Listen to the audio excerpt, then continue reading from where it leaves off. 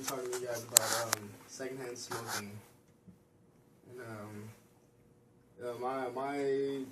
I'm here to persuade my audience for a stricter smoking policy on SJSU campus to protect against secondhand smoking.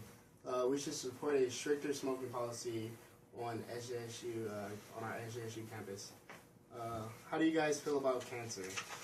How would you feel if the smoke you exhale contributed to the diagnosis of cancer for someone else? How would you feel if you were diagnosed with cancer because someone else had smoked around you?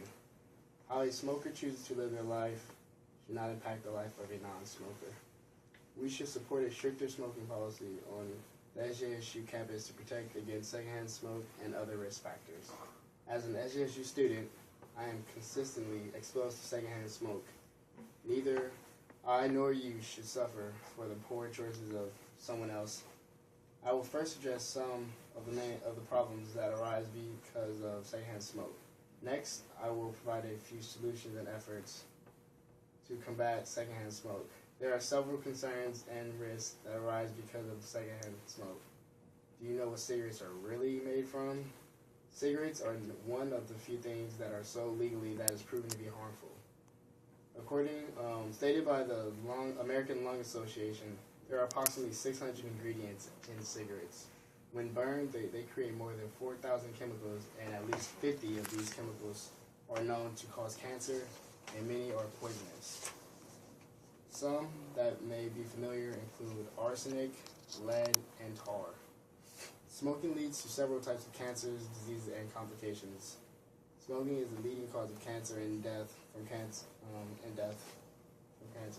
It can lead to cancer of the lungs, esophagus, larynx, mouth, throat, kidney, bladder, pancreas, stomach, and cervix.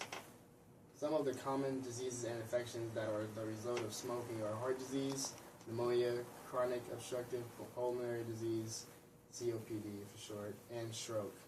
Some of the common diseases and infections that are the result of smoking are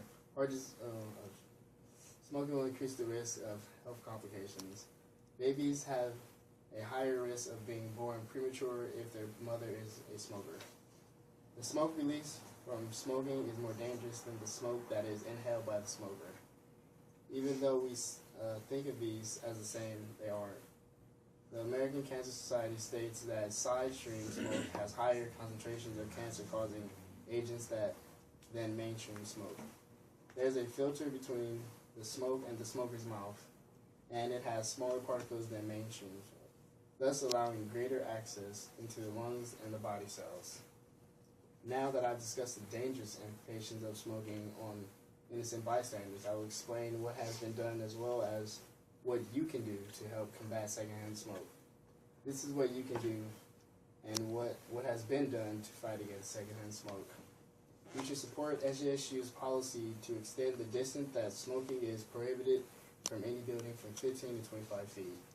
The SJSU campus is built rather close together and thus limiting areas that smoking is allowed. Smokers can still choose to smoke, but would just have to go off campus.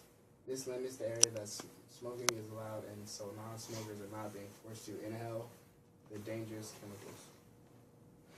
Not only is action taken on campus, but also in the city and in the state. In 2007, San Jose passed a law to ban smoking in parks. Americans for Non-Smokers' Rights mentioned that California became the first state to ban smoking tobacco in bars, clubs, and restaurants in the mid-1990s. We can also do our part by informing others about the dangers of secondhand smoke. Educate smokers about the consequences of smoking in public areas. It is not the intention of smokers to endanger non-smokers. Let them know if an area is a smoke-free zone. Let non-smokers know how dangerous it is to be around secondhand smoke. I've discussed the dangers that secondhand smoke can inflict on non-smokers and also some solutions that have been implemented to combat the issue.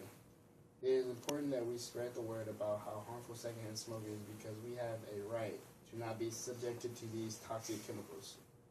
The little relief that smoking provides for the smoker does not outweigh the harms that is inflicted on innocent bystanders.